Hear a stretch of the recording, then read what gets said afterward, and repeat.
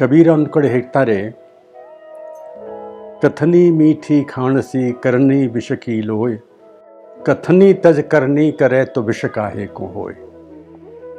ಮಾತು ಮತ್ತು ನಡತೆಯಲ್ಲಿ ವ್ಯತ್ಯಾಸ ಇದೆಯಲ್ಲ, ಅದಕ್ಕೋಸ್ಕರವೇ ಜೀವನದಲ್ಲಿ ಮತ್ತು ಪ್ರಪಂಚದಲ್ಲಿ ಬಹಳ ಸಮಸ್ಯೆ ಆಗಿಬಿಟ್ಟಿವೆ ಅಂತ ಕಬೀರ್ ಹೇಳ್ತಾರೆ. ಅದು ವ್ಯತ್ಯಾಸ ಇಲ್ಲ ಅಂದರೆ ಬಹಳ ಸರಿಯಾಗಿ ಎಲ್ಲ ನಡೆದು ಹೋಗ್ಬೋದು ಅಂತ ಅವ್ರು ಹೇಳ್ತಾರೆ. ಆ ಮಾತಲ್ಲಿ ನೋಡಿದರೆ ನಮ್ಮ ಗೋರುಚ ವ್ಯಕ್ತಿತ್ವದಲ್ಲಿ ಅದು ನಮಗೆ ಬಹಳ ಮುಖ್ಯವಾಗಿ ಕಂಡುಬರುತ್ತೆ. ಆದರೆ ಅವರದ್ದು ಅಧ್ಯಯನಗಳು ಆಗಲಿ, ಅವ್ರ ಚಿಂತನೆ ಆಗಲಿ, ಅದು ಪ್ರಗಾಢವಾದದ್ದು. ಗೋರು ಚನ್ನಬಸಪ್ಪನವರು ನಮ್ಮ ನಾಡು ಕಂಡ ಅದಮ್ಯ ಚೇತನ. ಅವರ ಅನುಭವ, ಅವರ ಸಾಧನೆ, ಅವರ ಸೇವೆ, ಅವರ ಕೊಡುಗೆ ಕನ್ನಡ ನಾಡಿಗಷ್ಟೇ ಅಲ್ಲ, ಇಡೀ ಮನುಕುಲದ ಬದುಕಿಗೆ ಆದರ್ಶವಾಗುವಂತಹ ರೀತಿಯಲ್ಲಿ ತಮ್ಮ ಜೀವನವನ್ನು ರೂಪಿಸಿಕೊಂಡು ಬಂದಂತಹ ಅವರು. ಗೋರುಚ ಈ ಹೊತ್ತು ನಮ್ಮ ನಡುವೆ ಒಬ್ಬ ವ್ಯಕ್ತಿಯಾಗಿ ಇಲ್ಲ, ಒಂದು ದೊಡ್ಡ ಶಕ್ತಿಯಾಗಿ ಇದ್ದಾರೆ. ಆ ಶಕ್ತಿ ಒಂದು ಸಂಘಟನಾತ್ಮಕ ಶಕ್ತಿ, ಸಮೂಹ ಪ್ರಜ್ಞೆಯ ಹಿತವನ್ನು ಹಾರೈಸಿದ ರೀತಿಯೊಳಗೆ ಬೆಳೆದ ಶಕ್ತಿ ಅದು. ಅವರು ಆಡು ಮುಟ್ಟದ ಸೊಪ್ಪಿಲ್ಲ ಎನ್ನುವ ಹಾಗೆ ಎಲ್ಲ ಕ್ಷೇತ್ರಗಳಲ್ಲಿಯೂ ಕೈಯಾಡಿಸಿದ್ದಾರೆ. ಕಲ್ಯಾಣ ಕರ್ನಾಟಕದ ಘೋಷಣೆಯನ್ನು ಮಾಡಿದಂಥ ನಮ್ಮೆಲ್ಲರಿಗೆ ಪ್ರೇರಣೆಯ ಪುಣ್ಯ ಪುರುಷರಾದವರು ನಾಡಿನ ಅನೇಕ ಗಣ್ಯರ ಉಪಸ್ಥಿತಿಯಲ್ಲಿ, ಅಂದರೆ ಆದರಣೀಯ ಗೋರೂರು ಚನ್ನಬಸಪ್ಪನವರು. ಅವರು 94 ವಯಸ್ಸಿನಲ್ಲಿನೂ ಒಂದೊಂದು ಕ್ಷಣ, ಒಂದೊಂದು ನಿಮಿಷ, ಒಂದೊಂದು ತಾಸು ಪೂರ್ಣವಾಗಿ ಸಮಾಜಕ್ಕಾಗಿ ತಮ್ಮನ್ನೇ ತಾವು ಅರ್ಪಿಸಿಕೊಂಡಿದ್ದಾರೆ. ಅಖಿಲ ಭಾರತ ಶರಣ ಸಾಹಿತ್ಯ ಪರಿಷತ್ತು ಇವತ್ತು ರಾಜ್ಯವ್ಯಾಪಿ, ರಾಷ್ಟ್ರವ್ಯಾಪಿ ಪಸರಿಸಬೇಕಾದ್ರೆ ಅದು ಗೋರೂರು ಚನ್ನಬಸಪ್ಪ ಅವರ ಅಮೂಲ್ಯವಾದಂಥ ಕೊಡುಗೆ, ಸೇವೆ ಇದೆ. ಏನು ಸಾಹಿತ್ಯ ಪರಿಷತ್ನ ಅಧ್ಯಕ್ಷರಾಗೋದೇನು ಅದೇನು ದೊಡ್ಡ ಕೆಲಸ ಅಂತ ನಾನು ತಿಳ್ಕೊಂಡಿಲ್ಲ. ಆದರೆ ಸಾಹಿತ್ಯ ಪರಿಷತ್ತಿಗೆ ಜೀವ ತುಂಬೋದಿದೆಯಲ್ಲ, ಅದು ಬಹಳ ಕಷ್ಟದ ಕೆಲಸ. ಹೇಗೆ ಜೀವ ತುಂಬೋದು?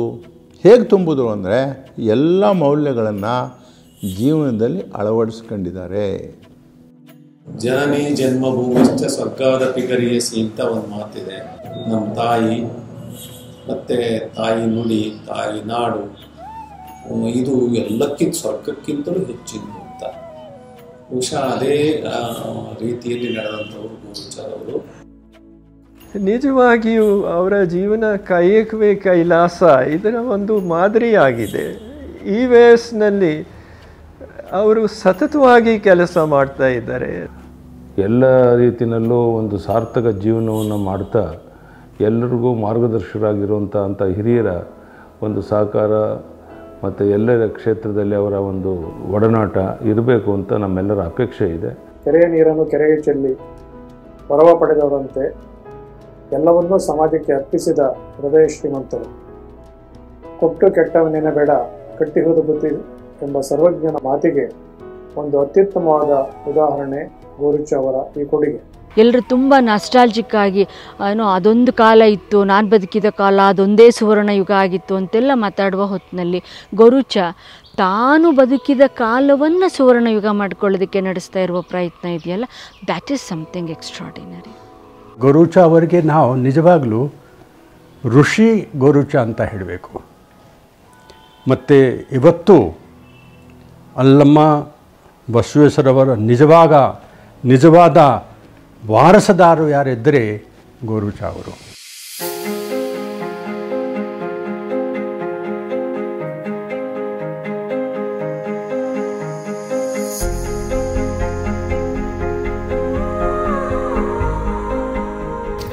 ನಾನೊಬ್ಬ ಸಾಮಾನ್ಯ ಹಳ್ಳಿಗ, ಊಹಿಗೂ ನಿಲುಕದಂತಹ ಎತ್ತರವನ್ನು ಮುಟ್ಟಲಿಕ್ಕೆ ಸಾಧ್ಯವಾಗಿದ್ದೇ ಒಂದು ಸೋಜಿಗೆ.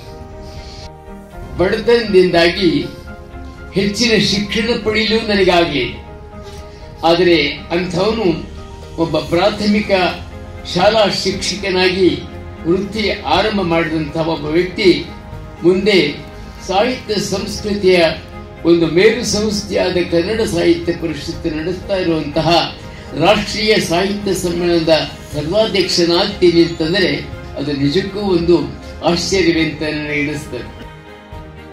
ಇದುವರೆಗೆ ನನಗೆ ದೊರೆತಿರ್ತಕ್ಕಂಥ ಅನೇಕ ಪದವಿ ಪ್ರಶಸ್ತಿಗಳಿಗಿಂತ ಸ್ಥಾನಮಾನಗಳಿಗಿಂತ ನಾಡಿನ ಜನ ನನಗೆ ತೋರಿಸಿರ್ತಕ್ಕಂಥ ವಿದ್ಯಾರ್ಥಿಗಳೇ ಹೆಚ್ಚು ಅಂತ ಹೇಳಿ ನಾನು ಭಾವಿಸಿದ್ದೇನೆ.